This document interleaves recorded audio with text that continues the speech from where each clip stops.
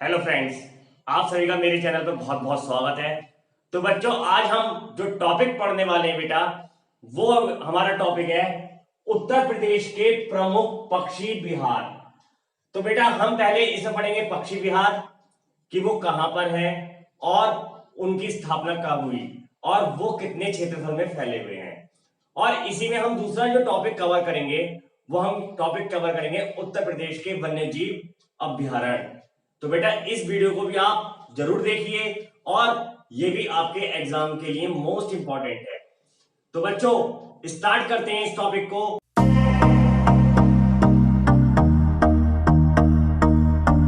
तो बच्चों देखिए स्टार्ट करते हैं फिर हम। बच्चों मैंने लिखा टॉपिक उत्तर प्रदेश के प्रमुख पक्षी विहार। तो बच्चों सबसे पहले हम ये याद कर लेते हैं कि उत्तर प्रदेश में स्थित कुल पक्षी विहारों की संख्या कितनी है। तो बच्चों देखो वो है 7। अब हम पहला पक्षी विहार पढ़ते हैं। बेटा पहला है नवाबगंज पक्षी विहार। तो बेटा इसकी स्थापना कब हुई? इसकी स्थापना हुई बेटा 1984 में। ये कहां पर है बेटा? ये है आपका उन्नाव। और इसका वर्ग किलोमीटर कितना है ये? इसका है बेटा 2.25 वर्ग किलोमीटर। नेक्स्ट बेटा समस्तपुर पक्षी विहार। इसकी स्थापना हुई 1987। ये बेटा कौन से जिले में आता है? ये आता है बेटा रायबरेली।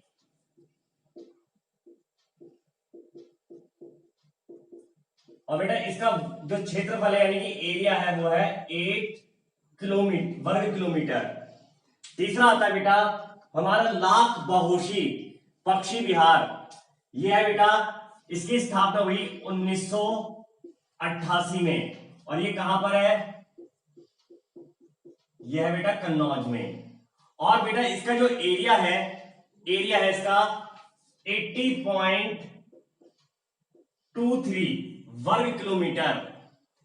नेक्स्ट आता है बेटा ओखला पक्षी विहार।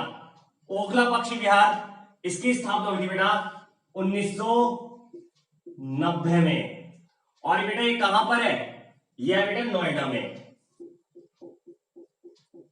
अब वो आपको नोएडा की जगह पर यहां पर गौतम बुद्ध नगर भी दे सकता है। और इसका जो वर्ग किलोमीटर है बेटा वो कितना है? इसका वर्ग किलोमीटर है 4 वर्ग किलोमीटर। तो बेटा देखिए नेक्स्ट हमारा बखीरा पक्षी विहार। इसकी स्थापना भी कब हुई? 1990 में हुई। और बेटा ये कहां पर है? ये है बेटा संत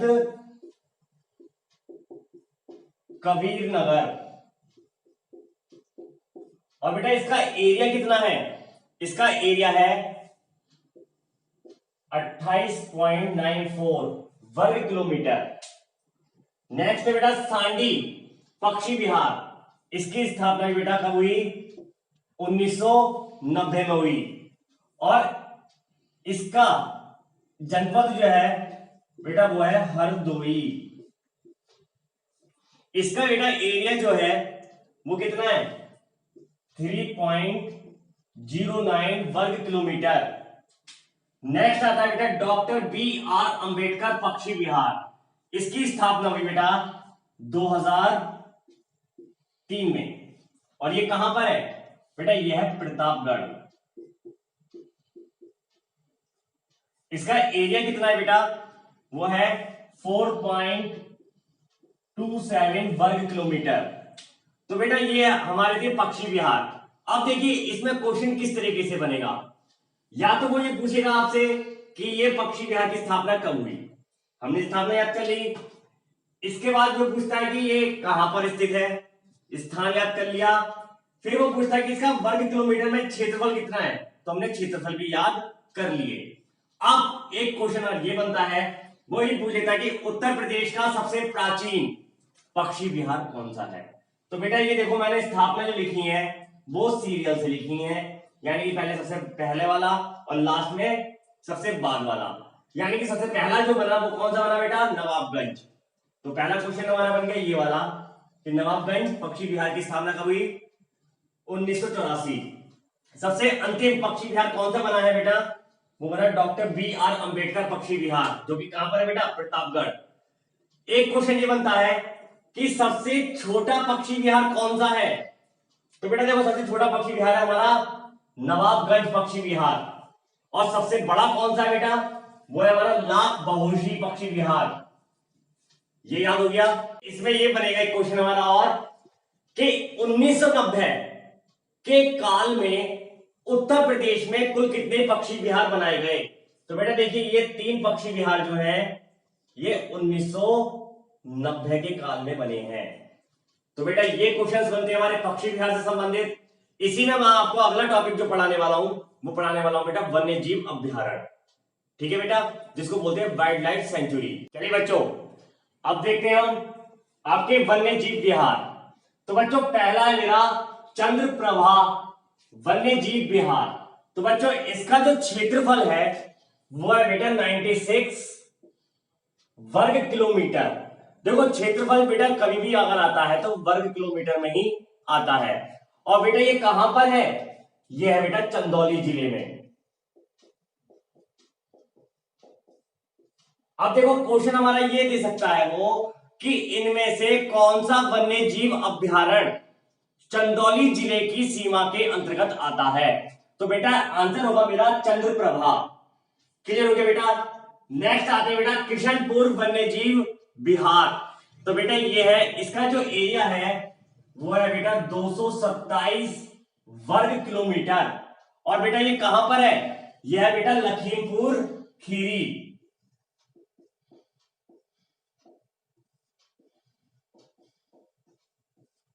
क्लियर हो गया बेटा।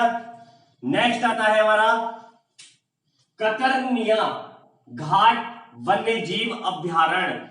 बेटा ये जो है इसका एरिया है 400.09 वर्ग किलोमीटर। और ये जो आपका आता है ये आता है बेटा बहराइच जिले के अंतर्गत आता है। नेक्स्ट है बेटा रानीपुर वन्य जीव अभ्यारण्य। ये बेटा जो है इसका एरिया है आपका 230 वर्ग किलोमीटर। और बेटा ये कहां पर है, ये है बेटा बांदा जिले में। नेक्स्ट आता है बेटा महावीर स्वामी वन्य जीव अभ्यारण्य। इसका एरिया बेटा 5.41 वर्ग किलोमीटर। और बेटा ये कहां पर आता है, ये आता है बेटा ललितपुर जिले में आता है। नेक्स्ट है बेटा आपका चंबल वन्य जीव विहार। तो बेटा इसका जो एरिया है वो है आपका 635 वर्ग किलोमीटर। और ये जो इसकी जो सीमा लगती है बेटा वो लगती है आपकी 2 जिलों में। वो कौन कौन से हैं, आगरा और इटावा। क्वेश्चन आ सकता है कि आगरा एवं इटावा की सीमा में स्थित कौन सा वन्य जीव अभ्यारण्य है। तो बेटा याद रखेंगे चंबल। बहुत से लोग इस क्वेश्चन को चंबल के नाम से ये सोचते हैं कि ये मध्य प्रदेश में होगा क्योंकि वहां पर चंबल की घाटी है। ठीक है बेटा, लेकिन ये कहां पर है, उत्तर प्रदेश में है। चलिए नेक्स्ट पर आते हैं। नेक्स्ट है बेटा कैमूर वन्य जीव विहार। कैमूर का जो एरिया है बेटा वो है 500.74 वर्ग किलोमीटर। और बेटा ये कहां पर है, ये जो आपका लगता है ये भी 2 जिलों के अंतर्गत आता है, यानी कि सोनभद्र और मिर्जापुर। क्लियर हो गया बेटा यहां तक। नेक्स्ट है बेटा हस्तिनापुर। हस्तिनापुर जो आपका वन्य जीव विहार है बेटा इसका एरिया है 2073 वर्ग किलोमीटर। बेटा ये जो वन्य जीव अभ्यारण्य है इसकी सीमा सबसे ज्यादा जिलों को से होकर के गुजर रही है, यानी कि इसकी जो रेंज है वो सबसे बड़ी रेंज है। बेटा वो कहां कहां से हो रही है, देखिए मेरठ, गाजियाबाद, हापुड़, बिजनौर, अमरोहा, इन सभी जिलों से जो रेंज होकर गुजर रही है बेटा वो कौन सी है? वो है आपकी हस्तिनापुर वन्यजीव विहार की। नेक्स्ट आता है बेटा सोहागी, सोहागी वन्यजीव विहार। तो बेटा इसका जो एरिया है वो है बेटा 428 वर्ग किलोमीटर। और बेटा इसका जो जिला है वो है महाराजगंज। तो बेटा अगर मेरा वीडियो आपको अच्छा लग रहा हो तो इसे लाइक कीजिएगा, शेयर कीजिएगा, और अगर आप मेरे चैनल पर पहली बार आए तो इसे आप सब्सक्राइब करना ना भूलें। और इस वीडियो को आप पूरा जरूर देखें, इसमें से आपको 101% एक क्वेश्चन जरूर मिलेगा एग्जाम में। तो बच्चों आगे देखते हैं हम। अगला बेटा सोहेलवा वन्यजीव विहार। इसका क्षेत्रफल है बेटा 452 वर्ग किलोमीटर। और इसकी जो सीमा है बेटा वो 3 जिलों से होकर गुजर रही है। वो 3 जिले कौन कौन से? बलरामपुर, गोंडा और श्रावस्ती। अगला आता बेटा कछुआ, कछुआ वन्यजीव विहार। बेटा इसका क्षेत्रफल है 7 किलोमीटर। और बेटा ये कौन से जिले में है? यह है वाराणसी। क्लियर हो गया? नेक्स्ट आता है बेटा पीलीभीत वन्यजीव विहार।